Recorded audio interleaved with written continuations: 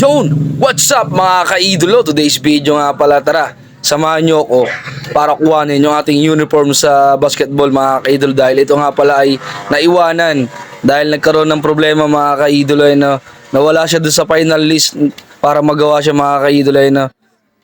Kaya tara, samahan nyo ako papunta rito sa may Barangay Libis mga ka-idolo, malapit sa gasoline station mga ka-idolo. Dito na nga tayo, malapit sa Apego, sa gasolinahan mga ka-idolo. Sa kadahilan nga pupuntahan nga natin yung ating uniform na Underdogs mga ka-idolo na naiwan mga ka-idolo, o talagang sadyang iniwan mga ka-idolo na itago natin sa pangalang Gaspar mga ka-idolo. Yun, iniwanan kasi nga daw masyado tayong kuripot singilin mga ka-idolo, pantagal daw natin singilin mga ka-idolo.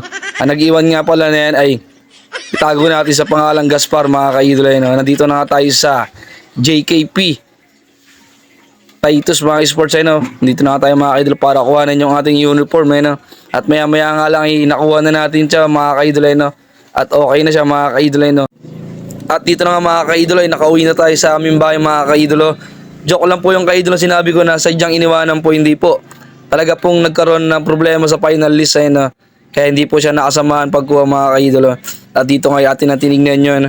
May pasilip-silip pa tayo sa tali tsaka sa nakasulat dun mga ka-idolo.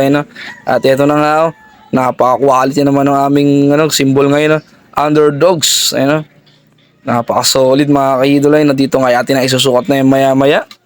At yan nga palang aming tatak ay nabuo nung since 2010 mga ka-idolo, yung samahan ng Underdogs mga ka-idolo.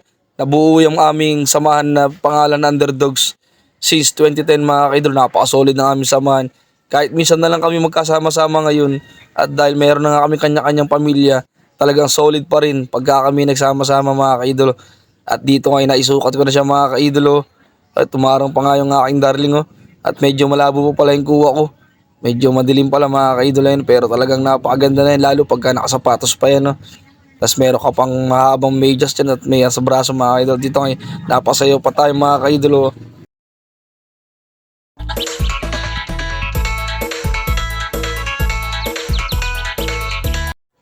At dito mga ka-idolo ay papakitaan ko kayo ng mga post ng parang tunay na mahusay mag-basketball mga ka-idolo. Tara, panoorin nyo yun. Parang sa Uragi lang ang galawan mga ka-idolo. Parang henyo lang. Ito na, panoorin nyo.